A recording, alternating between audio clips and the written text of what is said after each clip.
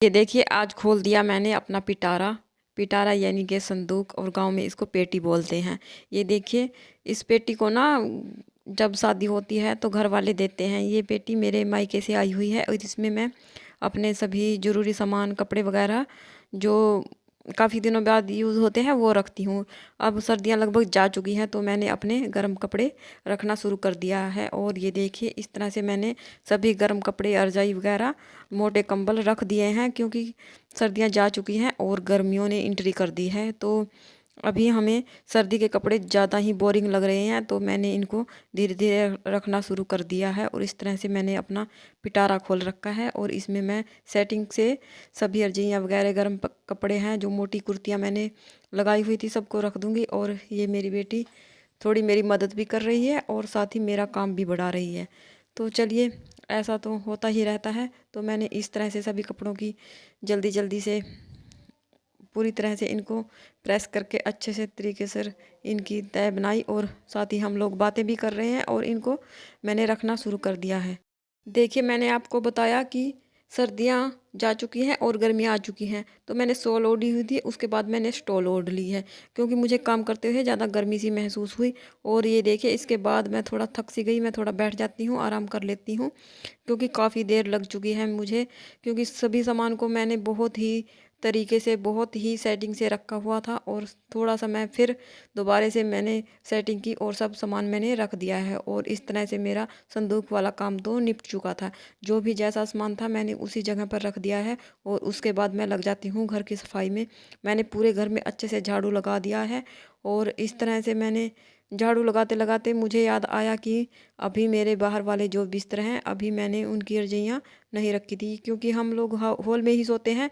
दो रजाइयाँ मैंने नहीं रखी थी, बच्चों वाली तो मैंने रख दी हैं, क्योंकि मुझे लग रहा था कि अभी थोड़ी बहुत ठंड लग जाती है बाहर, और साथ में हम फैन भी चला लेते हैं। तो अर्जियाँ मैंने रख दी हैं, और इस तरह से मैंने पूरे घर में झाड़ू लगा दिया है, और साथ ही आप लोगों के साथ बातें भी कर रही हूँ। और पता ही नहीं चलता टाइम का। सर्दियों का दिन बहुत ही छोटा होता था, अब तो फिर भी थोड़ा आराम करने के लिए टाइम मिल जाता है। और इस तरह से मैं एक साथ एक काम नहीं करती, कई कई कामों में हाथ पा लेती हूँ, जैसे जिस तरह है मेरे कई हाथ हों। इस तरह से मैंने मशीन में कपड़े भी डाल दिए हैं, साथ ही मेरे कपड़े भी धुल रहे हैं। मैंने झाड़ू भी लगा दिया, बाहर तक झाड़ू लगा दिया मैंने।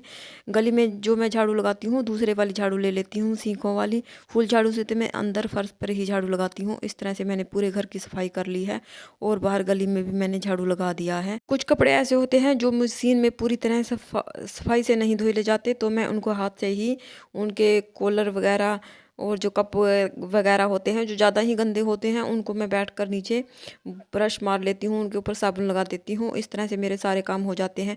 तो मैं आप लोगों को बता रही थी कि मैं एक साथ एक काम नहीं करती, बल्कि कई कामों में हाथ डाल लेती हूँ। इस तरह से मैंने, साथ ही मुझे लगा मेरा वॉश बेसन बहुत ही ज़्यादा गंदा हो रहा है, तो मैं इसकी सफाई कर लेती हूँ। वॉश बेसन मैंने साफ़ किया, और उसके बाद मैंने बाथरूम भी साफ़ किया, और टॉयलेट वगैरह सभी को साफ़ कर लिया है। और अब बारी आती है वॉश बेसिन की। वॉश बेसिन को भी मैं अच्छे से क्लीन कर लेती हूँ। और कपड़े, जैसे मैंने आपको बताया था, कपड़े तो मेरे मशीन में धुल ही रहे हैं, मशीन अपना काम कर रही है और मैं साथ ही अपना काम कर रही हूँ। इस तरह से मेरे काम निपटते हैं घर के। सभी बच्चे जा चुके हैं स्कूल के लिए, और हस्बैंड भी जा चुके हैं अपने काम पर। इस तरह से मैं घर के काम कर लेती हूँ, उसके बाद ही थोड़ा बहुत फ्री होती हूँ, और उसके बाद मैं अपनी वीडियो की एडिटिंग वगैरह कर लेती हूँ। काफ़ी टाइम लगता है मुझे घर के कामों में। सारा दिन मेरा इस तरह ही व्यस्त हो जाता है, पता ही नहीं चलता कब सुबह से शाम हो जाती है। साथ ही मेरी बेटी बोल रही थी कि मुझे भूख लगी है, यह स्कूल नहीं जाती है, इसकी छुट्टियां पड़ी हुई हैं। तो दो बच्चे मेरे स्कूल जाते हैं। तो अब देखते हैं कि खाने में क्या बनाना है। मैं किचन में आई, सबसे पहले देखा थोड़े से बर्तन पड़े हुए थे, उनको साफ़ किया और फ्रीज़ खोला। इसमें देखा मैंने थोड़ा सा पनीर रखा हुआ था। पनीर के मैंने छोटे टुकड़े किए। इसका मैं ज़्यादा कुछ तो नहीं बनाऊंगी, मैंने सोचा कि आज तवा पनीर ही खा लेते हैं माँ बेटी। तो मैंने सबसे पहले पनीर के छोटे छोटे टुकड़े किए, नमक और हल्दी लगाई, और थोड़े से तेल डाला तवे पर, और उसमें फ्राई कर दिया। ढक्कन लगाकर इसको 2 से 3 मिनट के लिए पकाया, और हमारा तवा पनीर बिल्कुल तैयार है। अब मैं इसके लिए रोटियां बनाऊंगी। रोटियां ही मैंने बनाई हैं, फटाफट से मैंने रोटियां बना ली है। और इसके बाद मैं लड्डू गोपाल जी को भोग लगाऊंगी सबसे पहले, और उसके बाद हम दोनों माँ बेटी खाना खा लेते हैं। और आप लोग भी आइए हमारे साथ खाना खाइए।